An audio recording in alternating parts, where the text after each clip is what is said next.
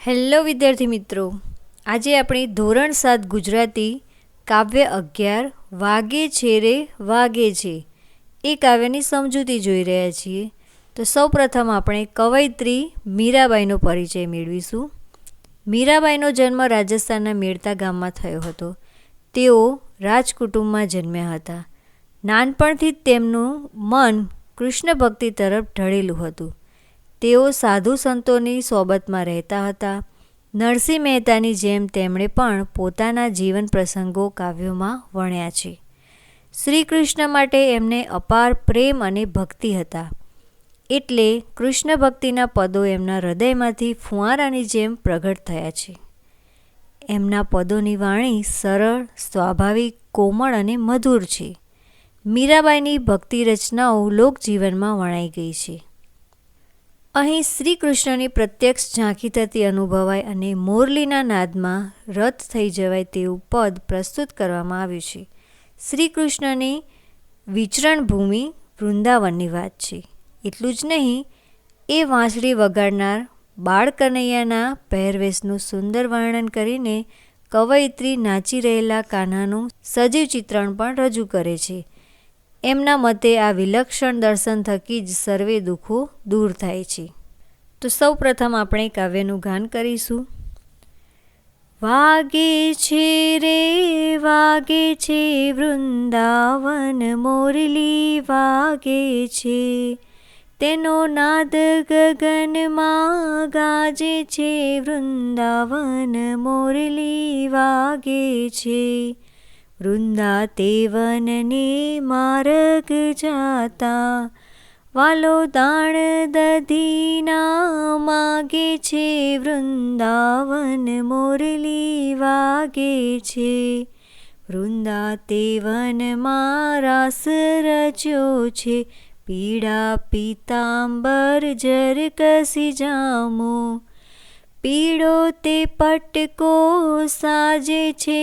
વૃંદાવન મોરલી વાગે છે, કાને તે કુંડળ મસ્તકે મુગટ, મુખ પર મોરલી શોભે છે.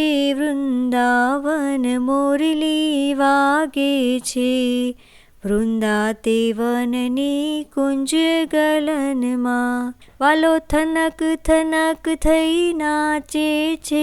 વૃંદાવન મોરલી વાગે છે, અમે સુતાતા ભર નિંદ્રામાં, નર્દલ વેરણ જાગે છે.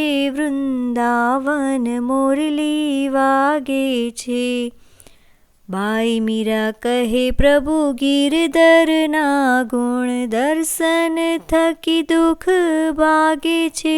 વૃંદાવન મોરલી વાગે છે, વાગે છે રે વાગે છે વૃંદાવન મોરલી વાગે છે. હવે આપણે આ કાવ્યની સમજૂતી જોઈશું. વાગે છે રે વાગે છે વૃંદાવન મોરલી વાગે છે, તેનો નાદ ગગનમાં ગાજે છે. સમજૂતી. વાગે છે રે વાગે છે, આજે વૃંદાવન એટલે કે વનરાવનમાં મોરલી વાગે છે ને એનો મધુર અવાજ ગગનમાં ગાજે છે. વૃંદાતે વનને માર્ગ જાતા, વાલો દાણ દધીના માગે છે. સમજૂતી. વૃંદાવનના માર્ગે જતા વાલો એટલે કે કૃષ્ણ દહીંના દાણ એટલે કે દહીંના દાણ કર રૂપે માગે છે. વૃંદાતે વનમાં રાસ રચ્યો છે, પીળા પીતાંબર જર કસી જામો, પીળો તે પટકો સાજે છે. સમજૂતી. વૃંદાવનની ગલીમાં વાલે એટલે કે કૃષ્ણે રાસ રચ્યો છે અને સુંદર પીળા પીતાંબર ધારણ કર્યા છે. કસબના ભરતવાળો અંગરખો ધારણ કર્યો છે. પીળું રેશમી વસ્ત્ર એટલે કે પટકુળ અંગે શોભે છે. કાને તે કુંડળ મસ્તકે મુગટ, મુખ પર મોરલી શોભે છે. સમજૂતી. કાને કુંડળ છે, માથે મુગટ છે, ને મુખ પર મોરલી શોભે છે. વૃંદા તે વનની કુંજ ગલનમાં વાલો થનક થનક થઈ નાચે છે. સમજૂતી: વૃંદાવનની સાંકડી કુંજ ગલીમાં વાલો થનક થનક થઈ કરતો નાચે છે. અમે સૂતાતા ભર નિંદ્રામાં નણદલ વેરણ જાગે છે.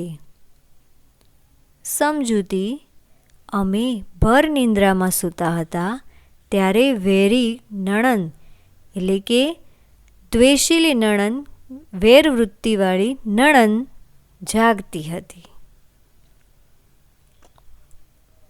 બાઈ મીરા કહે પ્રભુ ગિરધરના ગુણ, દર્શન થકી દુઃખ ભાગે છે. સમજૂતી: બાઈ મીરા કહે છે કે એ કૃષ્ણના ગુણ અને દર્શનથી જીવનના સઘળા દુઃખ નાશ પામે છે. શબ્દાર્થ: નાદ એટલે અવાજ અથવા રવ, દાણ કર જકાત, દધી દહીં, પિતાંબર પીળું કે રેશમી અબોટિયું, જરકસી કસબી કસબના ભરતવાળું, જામો મોટા ગેરવાળો ઘણો જ નીચો એવો એક જાતનો અંગરખો, પટકો એટલે કે પટકૂળ અથવા લુગડાનો ટૂંકો કટકો, કુંજ ગલી કુંજમાં થઈને જતો સાંકડો માર્ગ, વૃંદાવનની પ્રાચીન કુંજ ગલી, ગિરિધર એટલે કે શ્રી કૃષ્ણ.